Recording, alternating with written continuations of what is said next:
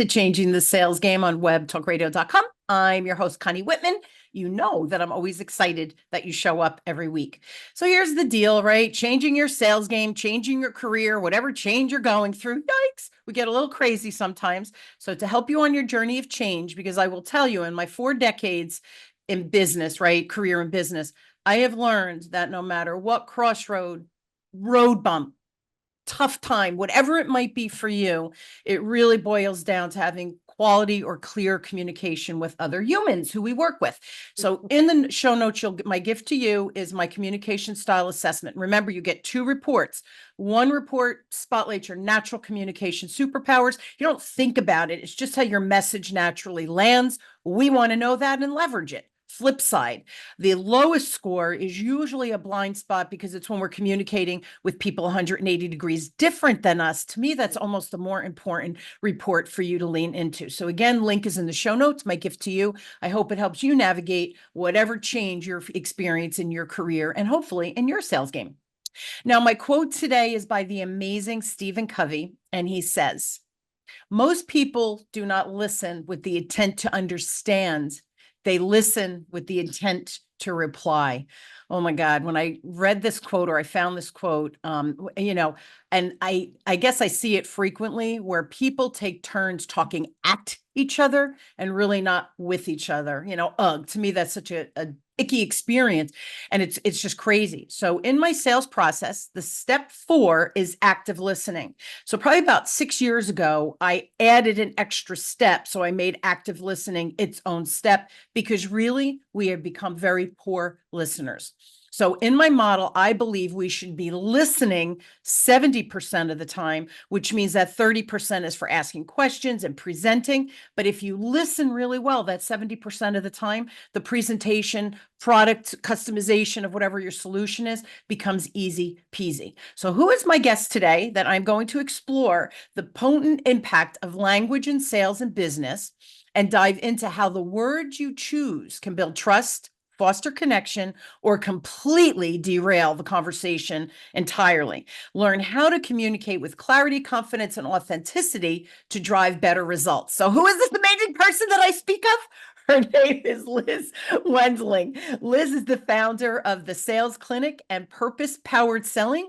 Liz is driven by the mantra, "It's not what you sell, it's how you sell that matters." Liz understands that sales challenges professionals face when selling in today's competitive environment, and she shows you how to make a profound difference in your sales approach, your language, and the whole process that you use. So Liz, thank you so much for being on the show, and I'm excited for our conversation.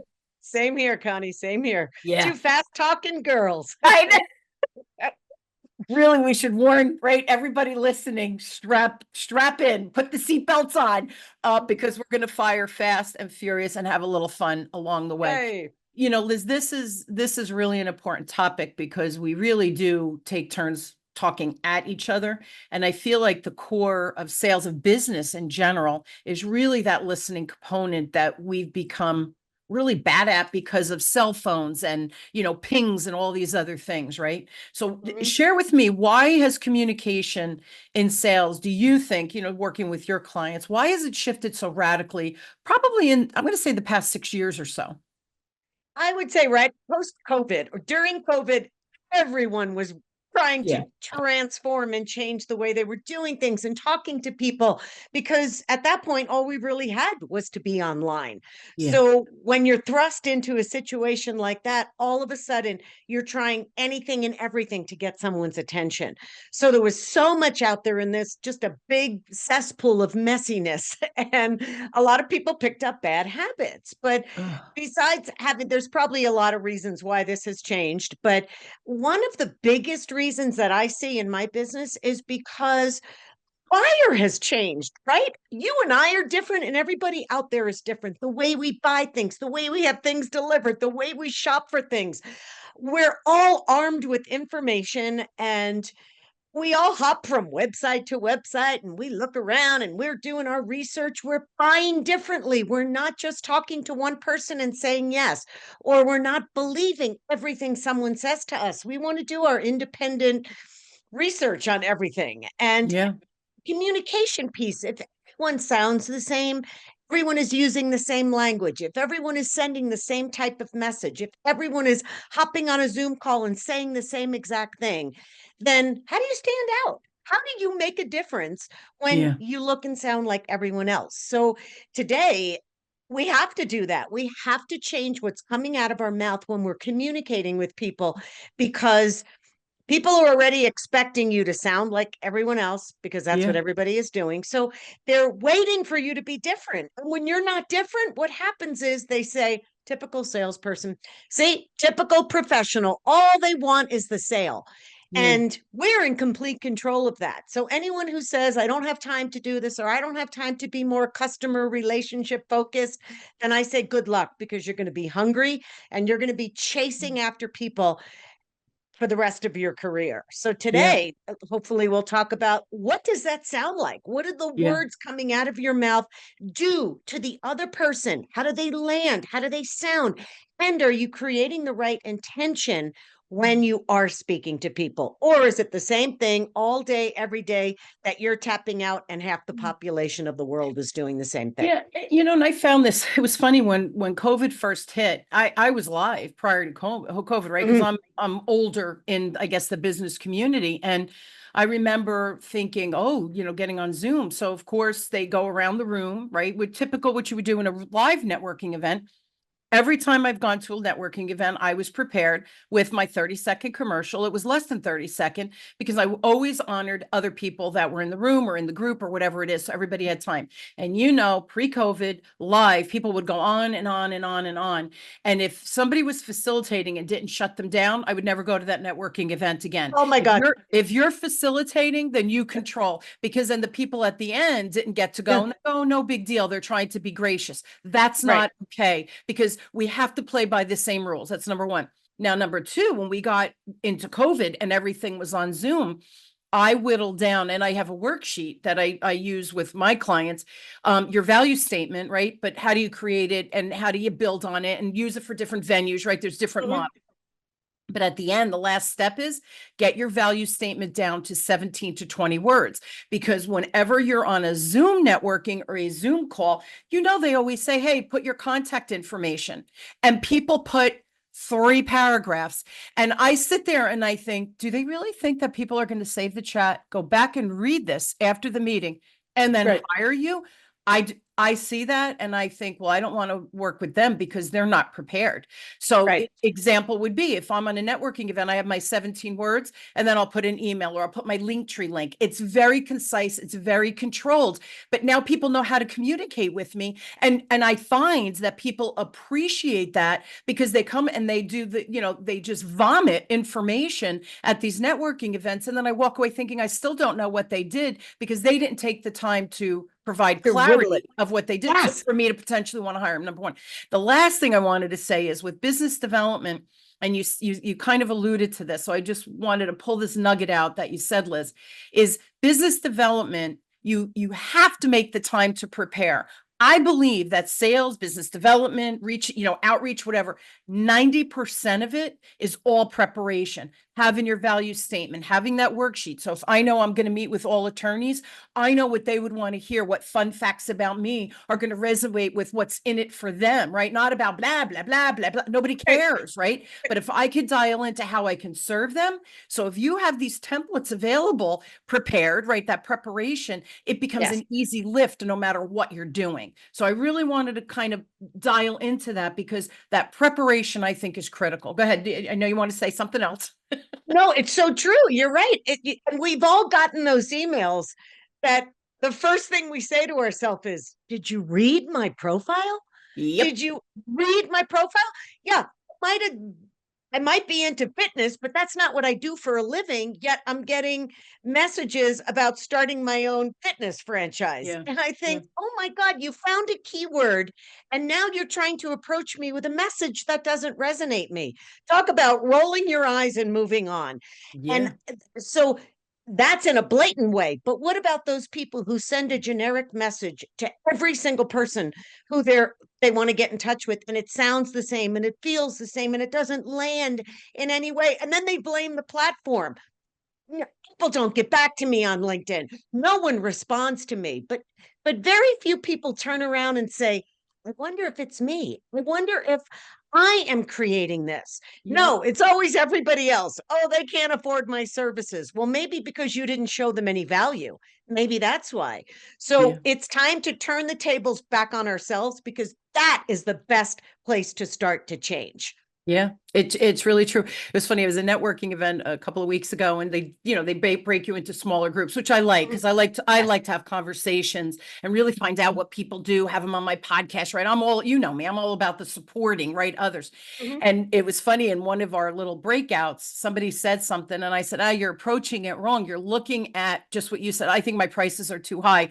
I said, are they? I said, three things should happen when you ask for the business, right? One, the client's like, holy moly, where have you been my whole life? They're the right client, right? A perfect match, values, all of that aligns. Two is, you say, you're not ready for me. Yes, you need me, but you're working on your website, you're working on this. You're not going to be able to put the time in to perfect your value statement, to perfect your sales presentation, whatever it might be. So I say to them, you're not ready for me. Or the third one is, I cannot help you. You need to meet my friend Liz. She's better equipped with what you're trying to achieve versus me. So, and I said in the small group, I go, notice I didn't say an objection. I said, I'm not Yeah. special. It's just that the whole process up to asking for the business, when you ask for the business, it should be good business. Otherwise, you should be referring or again, putting them in your pipeline.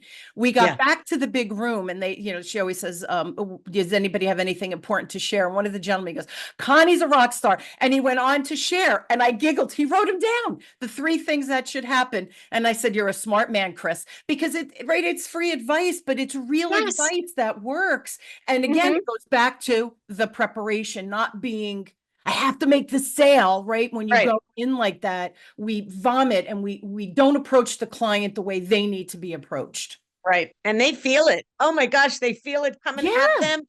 And they're hoping a ceiling tile falls on their head so they can get off the call with you. They exactly. they cannot wait to end the call because of the way you're approaching them, talking to them, being with them. It's the difference of coming at someone versus conversing with someone. Yeah, It's an yeah. at, not a with, and boy, do we all feel that. It was interesting, Liz, when COVID hit, again, I didn't know anything about this digital Kajabi and, Yeah. active campaign and whatever. And I was Yeah. like, this was a foreign language. And I remembered I hired a coach to help me who was very good with systems and stuff. And as we were talking, I'd ask a question and he'd answer, and I'd go, oh, well, that I do in sales. And he goes, uh-huh.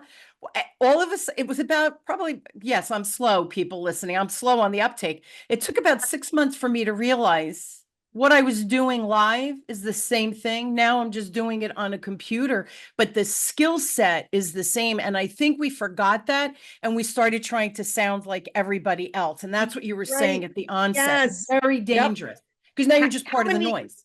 Great. How many Zoom calls did we get on? And here was the first question. How are you holding up Yeah. during the pandemic? How is everything going? And instead of finding something else to talk about or opening up in a different way. So Yeah. people hop on a Zoom. It's like, oh my God, same old, same old. Oh my God, you're asking me the same question that I've answered 100 times in the last 3 months. Isn't that And funny? so it's giving extra thought to things. How do Yeah. I want to show up? What do I want to say? How do I want to welcome people versus doing the same old, same old? Yeah, agreed. Times change, and yet Yep, it doesn't change, right? If that makes sense, right? We were on totally does. Zoom, but all the skills that I had developed over the, had that, but that time, 35 years or whatever, it was Yeah. still all transferable. It was just a different delivery. But again, it all boils down to how we communicate. So instead of just being on my phone and not being present at the meeting or whatever, you see it all the time too. That would infuriate me. Then why are you here if you really Right. don't care? And then when it's your turn, then you're all engaged and everything. But then the next person starts talking and you're on your phone or checking emails. We could see it. We know what you're doing. See, they're the little things that add up to people wanting to work with us because you're really fully showing up. Yes. Share with me, what have you noticed when it comes to communicating in a different way, right? Now that so many people are using the email, the DMs, the texting, like you said, the email campaigns and LinkedIn and all of that. What are some of the things that you've noticed? Well, besides it, everybody's sounding exactly the same. Yeah. One of you mentioned you have a favorite quote. I have a favorite quote, but it's for a different reason.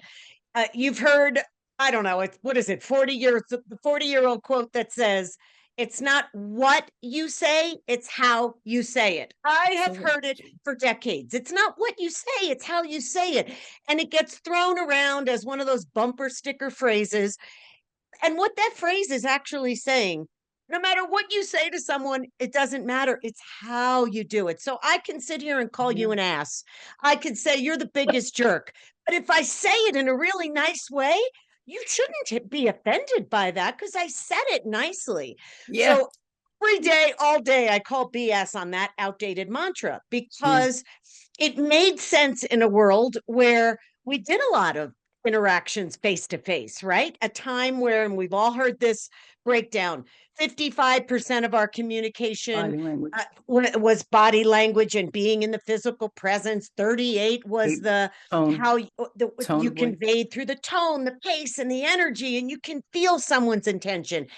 And a mere 7% was dependent on the actual words we used. Yeah. Now, let's get to today. A whole different world, a radically different world. 40 years later, that mantra is dismantled because so much of our communication has moved online. We're texting, we're emailing, we're instant messaging. They are Yeah. dominating our business interactions. Yeah. So, what winds up happening is those methods strip away the two most important potent components of communication. You strip away what my body is doing. You strip Yes. away what my voice is saying, and all you're left with words. So flip that now, and I tell people 93% of what you're doing is going to be your words. It's Choose because wisely. yeah, that's the thing. Your words are the only thing left. Now, yes, you can see my collarbone up. Can't see what the rest of someone's body is doing, and I can't really tell that what's going on. So you better be sure that what you're saying is actually landing. It's purposeful, it's thoughtful, and it goes somewhere. And the interaction feels like we're talking to each other. You're not talking at me. Yeah. And it's interesting because even online, though, you're right, even though we can only see really from the chest bone up, if you will, there's still an element of body language. More importantly, is the energy you Yes. bring, right? So you choosing those right words and showing up prepared, engaged, all these words that get thrown around. But I don't know that people truly understand because we're so connected. My phone pings, I look down. We have to stop the madness. If you're Yeah. present in a meeting, would you ever do that in front of a client? I remember, even in the day where you'd meet with a client live, my phone would be left in the car. I'm not a doctor where somebody's going to need a new transplant that I need to be on call, right? I'm not that important to be Right. or disconnected for an hour to meet with that client. I wouldn't even bring my phone in because it's not important, that person in front of me. Well, why has that changed on Zoom or other venues that we're now using? So we really have to be mindful of exactly what you said, that body language, tone of voice, all those things. We still can use them, but we Yes. have to make sure we're maximizing our words. Give me an example of language that you have found really should be avoided. Do you have anything tangible? Oh my God. I have hundreds, but really do. Well, think of it this way. All right. How many just in, I don't know, since Monday of this week, have you either sent a message or received a message that says crap like this? I hope this email finds you well. I hope you had a great weekend. I hope you're doing well. I hope you're not too busy. I hope. And it starts out with that language that everyone else is using. I hope you're Mm, doing well. Really? mm. No, you don't. You don't know me. You don't know me from Adam. And you think that I believe that you opened up a brand new message on LinkedIn and really was hoping that I was well. BS. Sorry. It's a filler.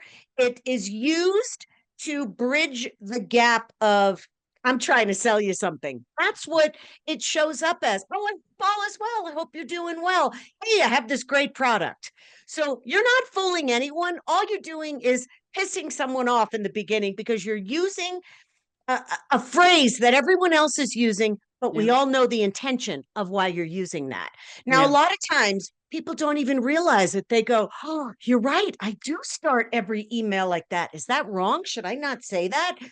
I say take it out and get to the meat of the message, especially when you don't know someone and someone's a stranger, Yeah. because it makes no sense to think that you think, I think you're hoping I'm well. It's just Yeah. not, it's Good not, point. not at all helpful whatsoever. So it's stripping out the crap that really has no business being in business now. And another one, Connie, I got this the other day. I know you're busy, so I won't take up too much of your time. Well, guess what? You just did with that stupid line. So leave it out. Leave it out. If you know how busy I am, then don't waste my time telling me how busy I am. Get to the point, because it's those are like what I call minimizer messages, and they minimize you. They actually are for you, not the other person. So you Yeah. calling out how busy I am makes you look less than me, makes you look like, oh, I know you're busy Mm. and I'm not, I'm just sitting here. I have nothing to do. I don't have any clients. So I thought I'd reach out to you. No, we need to start communicating as two equals, not you're better than me. So I have to talk to you that way. So there's a lot of language that winds up sabotaging us because of patterns we've heard for decades. Everybody else is saying this. Oh, and Connie, I was even playing with Chat GPT, asking it to create prospecting messages. Every one of them said the same thing. I hope all is well. So even Chat GPT is telling people to say, I hope all is well, or that kind of language. So why would anybody think it's wrong, right? If Chat GPT is telling me to do it, and that's because Chat is using something that has been around for 50 years, it's just a recreation. So Yeah. I always challenge people, write your email in a way that would get someone's attention right away, not cause them to roll their eyes. Does that Yeah. very first sentence make someone go, oh my God, here we go again, another sales email? They Yeah. know it. They know the flavor. They've had it for decades. You've got to feed them something different, and you must be able to shift your communication in such a way where they don't put you in the box they think you belong in. Yeah. Another example too, I guess, is you want your personality to come out in an email, right? That's the different, because I don't want to work with anyone that doesn't jive with me, right? Core values, personality, right? Like we have a lot of fun when I train and I work with my clients, but we got the job done, right? So that double side of me, right? That Yeah. almost I'm not a Gemini, but it's almost like that Gemini where I have two heads. So, but that comes through in my emails that yes, we can have fun, but there's business here, right? That we got to move the needle, we got to generate the results. And I remember it was so funny. I hadn't met this one person. They were in Pennsylvania, and we were emailing and talking on the phone. This was before Zoom. This was pre-COVID. And I remember every email she would respond, I look forward to your emails because they're always valuable, right? This is the next thing we have to do, right? So I kept moving the needle. Yeah. And she goes, but you always have a joke, or you always have something that makes me pause and smile. But that's me. That was my personality. Like, I know the next thing we have to do. Yes, I'm the taskmaster, LOL. I'd put it in Yes. parentheses. So, but I think our personality has to come through as well. I don't know. Where do you fall on that? I'm curious. I am so glad you brought that up. Yes, absolutely. We have to be able to bring us as we're typing an email or talking to someone. But what you brought up, this is magical, and people have to really think about what you just said. You wrote it with your personality, but I bet the other person was really feeling like you wrote it to them. It Yes. didn't feel generic. So No. when you type an email that Yeah. sounds like Liz or Connie wrote this for me, it lands differently. It feels as though that my picture was up there on the screen when you wrote that email. So you not only injected your personality, you wrote to me in a way where I could actually feel that it was to me and for me, not at me. Like your typical, I'm following up with you because we spoke 3 weeks ago and you wanted to work with me. Are you ready to get started? Do you have any questions? That's not personalized at all.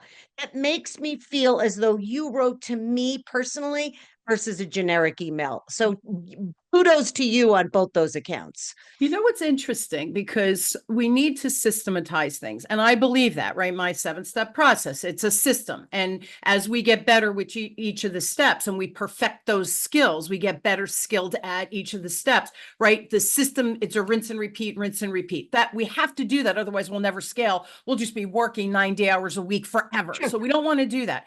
Here's the thing. And you saw this with my podcast. I have a standard email that has all the links, what each link is, and what you have to do. A, B, C, all the steps that you have to take to be on the podcast, because it's information I need before.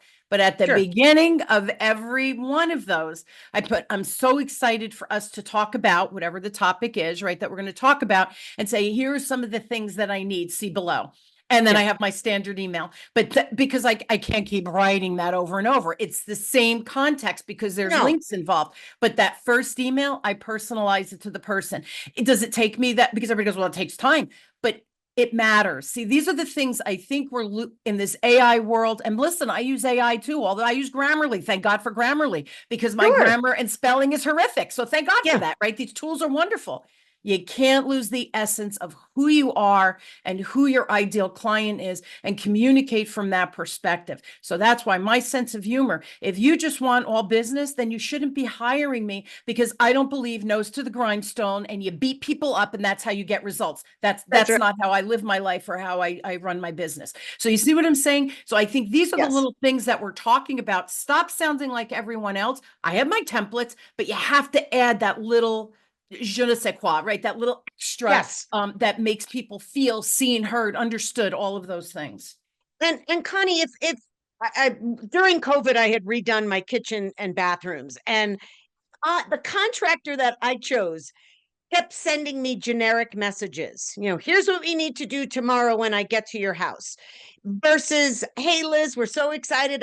As we talked about yesterday, we're going to start in the bathrooms because of this. We're going to knock this out because of that. You mentioned that you were worried about this. That's an email that totally felt like it was to me. Then I got some emails that were systematized. Here are the 10 things we need to do before we even walk in and take our shoes off in your house. That kind of thing. Yes, that's systematized. But the other stuff that make me feel like you give a crap about me all felt it was all to me. And I felt like a valued customer. Yeah. So that's where people I always ask people, just think about it. When you send that email, would you open that email? Would you feel like that's an email that was sent to you and it felt like it was written exactly to you and only you? And here's the thing, and this is one thing I believe, I don't know where you land. When I meet with a client, I never go in with, I know what my assets are. I know how I can help. I know my experience, right? I know that, otherwise I shouldn't be doing the business, right? So I know that. When I walk in, I walk in with I have my questions, I'm prepared, but I don't go in where, oh, I know they're going to need this. I never do that. So at the end, I say to the client, oh my gosh, this is so exciting. I have some ideas. And then I'll pull I call it my pantry, right? I know what I have, what ingredients I have, but I create their secret sauce. What is the culture they're trying to create at the client journey for themselves? And everybody, is it the same? Sometimes, but it's still a little bit different. Their demographic is a little bit different. So I go in with no preconceived notion and I customize my solution so that it's a piece of this, a piece of that, and a piece of that, where you might just need my whole package the way it is. Right. But and I think that's another problem. We go in, and that's why people say, oh, my price was too high. And somebody said that to me once, a small business owner, and just quickly I said, well, did you offer them, instead of doing a 6-month, a 3-month? Because then the objective is they'll probably hire you for more cash flow, time. Both of those were an issue right now. They didn't say no. They just said the timing was off. So could you just have reduced the package? Person said, I never thought of that, because that's my package. Yes, but you should know what your assets are and then be able to whittle it down, beef it up. Yes. Add this and add that, right? What is that secret sauce for that client? We have to start customizing more versus off the shelf stuff. Completely. A one size fits all for every single person you talk to is ridiculous. Or I have a year-long program. That's my favorite. Everybody needs a year. I wouldn't even dream of working with someone for a year. You don't need me for a year. What we do and how I work with people, I would just be taking someone's money for about 8 Yeah, months if I did yeah, that, yeah, because I would rather it be succinct and powerful and strong enough for you to use immediately versus a whole year. yeah, So that one size fits all. Oh, all of my clients sign a 1 year contract. Well, you're going to have a problem because too many people now are building programs or trainings, whatever it is, for the exact need and maybe some additional stuff, but yeah. so much closer to what you need, not what I want to sell you. And that is what's going to really start separating people. Yeah, and it's interesting. My clients are corporate clients, so they are annual contracts. But here's the thing, Mhm. I'm not training one person for the year. It's the Correct. different divisions, the different groups are coming through. We're building a culture, right? So it's a little bit Yes. more, but at Totally the different. end, and I just had a meeting with one of my clients in New Hampshire, and they were so funny. They were like, okay, we have new hires, so we need to go through all those core programs. Yep, okay, we'll schedule that. And then they said, our people, the skill level, what we need, raise the bar. What's the next piece of the puzzle? So we talked about it and I said, well, here are my thoughts. What did you see? This was the feedback. What did you think? This is my feedback. How Yeah. did you? And we talked about it to figure out that next step. Again, I don't know. When we got on the phone, I didn't go in saying, oh, we need to do this now. It was like, hey, what are you thinking? This is what I'm thinking. This is what I Yep. saw. Let's talk about it. Is this the direction we want to go? Or is that the direction we want to go? We have to get on these calls with curiosity, not with I have something to sell you. And maybe that's, Liz, why you and I get along so well, because it's not about here's my program, hire me. It's about blah, blah, blah. Let's understand each other. Right. And then, yeah, maybe my program, but you might need less, or you might need a couple little additions, or you instead of 3 months, you might need 6 months. Instead of 6 months, you might need 3 months. That's It's right. got to be tangible for the person in front of you. We know what we can do. We know how we can help. What does that person need from you? And that's the That's key right. piece of the puzzle, I think. And that's working together with someone versus Yeah, my one way pitch with my one way yeah, program. And I do it this way with everyone all day because I'm unable to or unwilling to think out of the box yeah. and have a deep conversation with a potential client that it could be magic if you It could be come magic. just completely open to whatever this Yeah, conversation. You're prepared, but you're ready for it to take a little bit of a turn here and there. Because what happens when somebody shares something and you go, well, no one's ever asked that before, or it's a really interesting point. You're just listening for your one way conversation. You that's miss all right. the beauty and the nuances of what's available in that conversation. Just yesterday, I spoke with a law firm in Brazil, and I had no idea what to expect when I got on the Zoom call. I mean, I knew what they did and all that, but I didn't know if I was going to have, there was going to be a language barrier. I had absolutely no idea. He and I had been talking through LinkedIn. And so I went prepared, but not really exactly sure what they needed.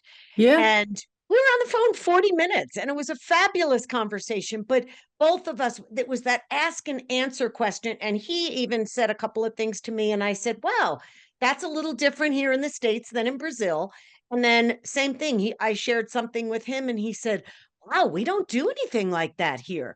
So it's an opportunity to dig a little deeper, find out a yeah. little more, and then find out, is there a reason for us to come together and move forward together or not? But it I, was a yeah. fun conversation.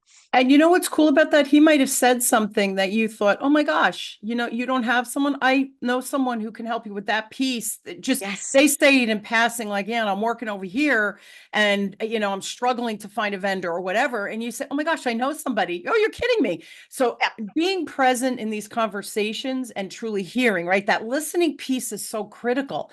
I Yeah. think that we run away because we're too narrow-minded in our scope versus opening that scope through curiosity. And listening is the big piece. That's exactly what you just said. Oh my gosh, we don't do it that way, the way you do it in Brazil, and vice versa. We have to be open to listening and hearing what the other person is saying. We're out of time. So guys, here's the Good. deal.